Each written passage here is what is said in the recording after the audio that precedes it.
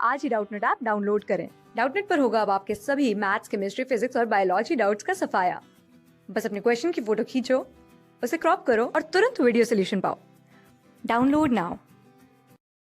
इस क्वेश्चन में हमें दे रखा है कि हमारा जो लाइट गाइडेंस होता है ऑप्टिकल फाइबर में, उसे हम ऐसे देख सकते हैं कि कोई स्ट्रक्चर है सॉलिड ग्लास सिलेंडर का, ठीक है, और जिसका कि रिफ्रैक्टिव इंडेक्स हमारा n1 है और वो n2 रिफ्रैक्टिव इंडेक्स के मीडियम से सराउंडेड है। गिवन कि हमारा जो n2 है वो n1 से कम है, ठीक है, और हमारा जो एंगल ऑफ इंसिडेंस है I, वो एक पार्टिकुलर वैल्यू im से लेस देन है, यानी कि im जो है वो उससे कन्फाइंड है हमारा इंसिडेंट एंगल, ठीक है, और हमारा confined in the medium of refractive index n1, यानी कि n1 जो हमारा मीडियम है उसमें हमारा im से कम है हमारा इंसिडेंट एंगल, ठीक है। तो हमारा जो न्यूमेरिकल अपर्चर है Na, उसे डिफाइन करा है हमारा साइन im। तो इन चीज़ों को कंसिडर करते हुए हमें नीचे के क्वेश्चंस का रिप्लाई आंसर करना है। तो देखिए, फर्स्ट क्वेश्चन बोल रहा है कि for to structures namely S1, जिसका कि रिफ्रैक्टिव इंडेक्स √45/4 है और उसके बाहर का जो मीडियम है उसका रिफ्रैक्टिव इंडेक्स 3/2 है। दूसरा स्ट्रक्चर S2, जिसका कि रिफ्रैक्टिव इंडेक्स 8/5 है और उसके बाहर का मीडियम का रिफ्रैक्टिव इंडेक्स 7/5 है, और इसे हम वाटर में इमर्स कर रहे हैं और एयर का हमारा रिफ्रैक्टिव इंडेक्स 1 है। तो हमें देखना है कि इन सिचुएशंस के लिए हमारा इनमें से कौन कौन सा ऑप्शन करेक्ट है।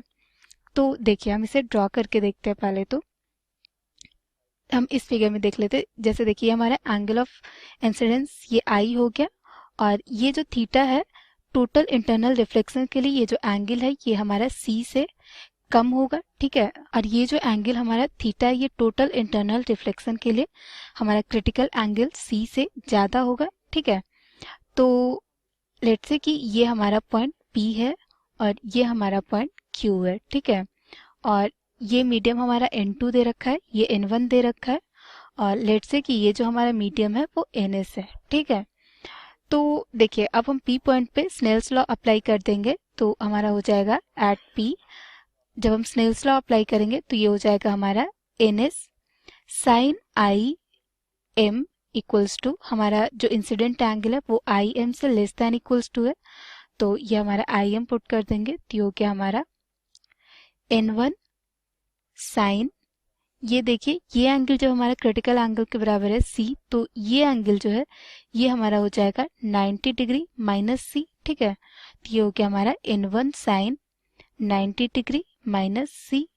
NS जो है, NS हमारा रिफ्रैक्टिव इंडेक्स है सराउंडिंग का, ठीक है। तो देखिए, एंड साइन C हो जाएगा हमारा sign C equals to N2/N1, ठीक है। अब देखिए, जब साइन C हमारा N2/N1 है तो इसे हम ऐसे डिनोट कर सकते हैं ट्रायंगल से, लाइक कि हमारा एक राइट एंगल ट्रायंगल है, ठीक है, इसका ये हमारा N2 है और ये हमारा साइड N1 हो गया, ठीक है।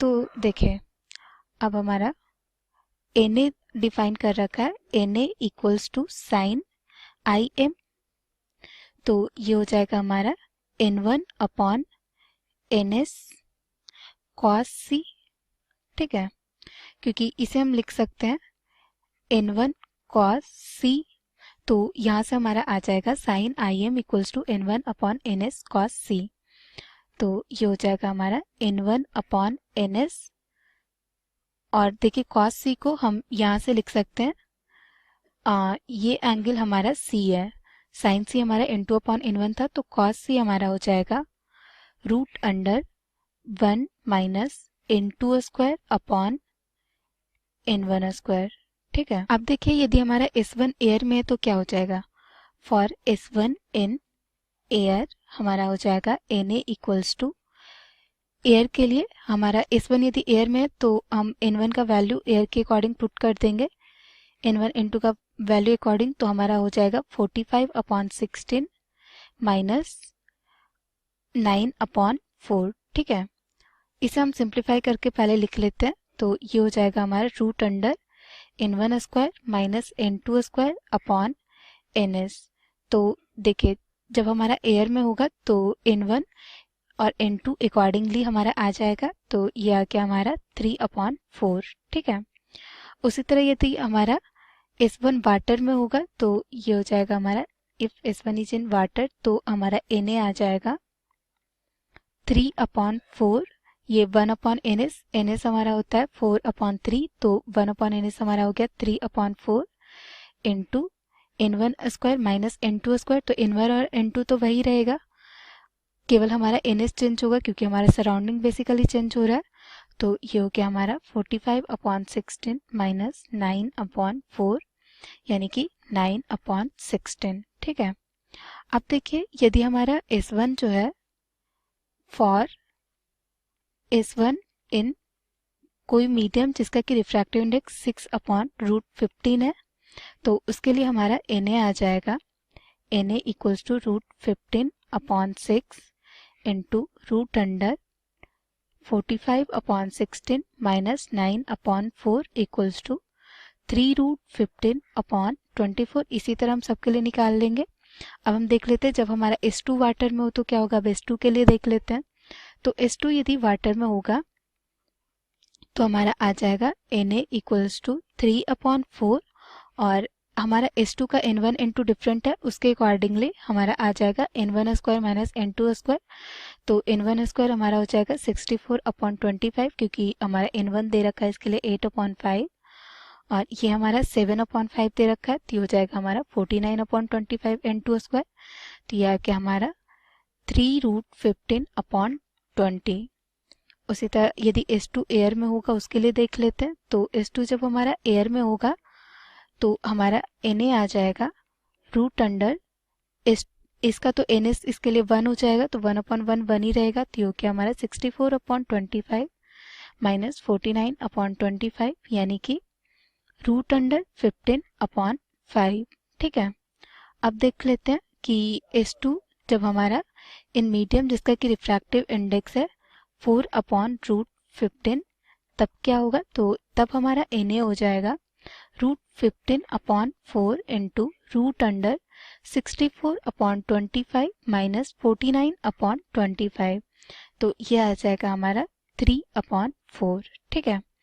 और जब हमारा S2 किसी मीडियम में होगा जिसका कि रिफ्रैक्टिव इंडेक्स है हमारा 16/3√15, तो इस केस में हमारा Na आ जाएगा, हमारा Na हो जाएगा 3√15/16 इंटू 64/25 माइनस 49/25 इक्वल्स टू 9/16।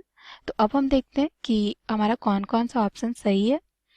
तो देखिए हमें फर्स्ट में बोल रहा है कि Na of S1 immersed in water it's same as that of S2 immersed in a liquid of refractive index 16/3√15।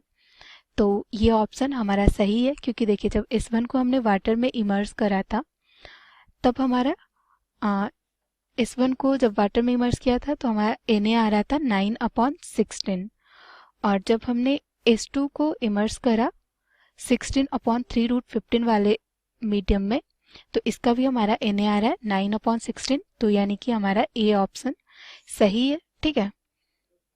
अब देखिए सेकंड में बोल रहा है कि Na of S1 immersed in liquid of refractive index 6/√15 it's same as that of S2 immersed in water. तो ये हमारा गलत है, ये दोनों हमारा सेम नहीं आ रहा है, अभी हमने नीचे निकाला है। थर्ड बोल रहा है Na of S1 placed in air is same as that of S2 immersed in liquid of refractive index 4/√15। तो ये हमारा सही है।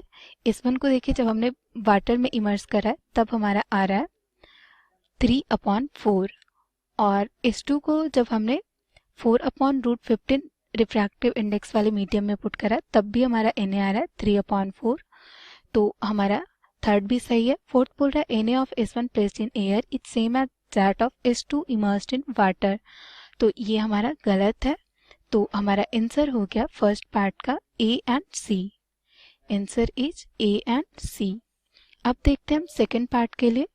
तो सेकंड पार्ट में हमें दे रखा है कि if two structures of same cross sectional area but different numerical apertures, हमारा न्यूमेरिकल अपर्चर डिफरेंट है लेकिन क्रॉस सेक्शनल एरिया सेम है और यदि उन दोनों को हम लॉन्गिट्यूडिनली लॉन्गिट्यूडनली हम ज्वाइन कर दें तो हमारा जो न्यूमेरिकल अपर्चर होगा दोनों के कंबाइंड स्ट्रक्चर का वो क्या होगा।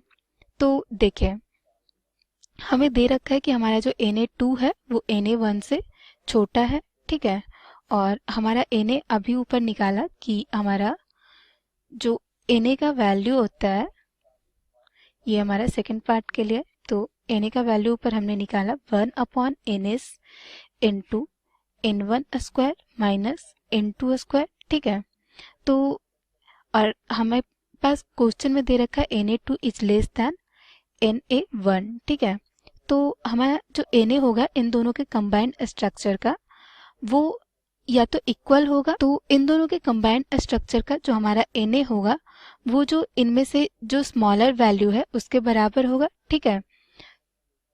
तो यानी कि हमारा जो Na होगा इन दोनों में से मिनिमम है Na2, तो ये हमारा आ जाएगा Na2 के बराबर, ठीक है। और हमें Na1 Na2 दे तो रखा नहीं है, तो ये सिंपली हमारा Na2 के बराबर आ जाएगा, ठीक है। तो ये हो गया हमारा आंसर। क्लास 6 से 12 से लेके नीट, IIT, जेई मेंस और एडवांस के लेवल तक 10 मिलियन से ज्यादा स्टूडेंट्स का भरोसा। आज ही डाउनलोड करें डाउटनेट ऐप या व्हाट्सएप कीजिए अपने डाउट्स 8400 400 400 पर।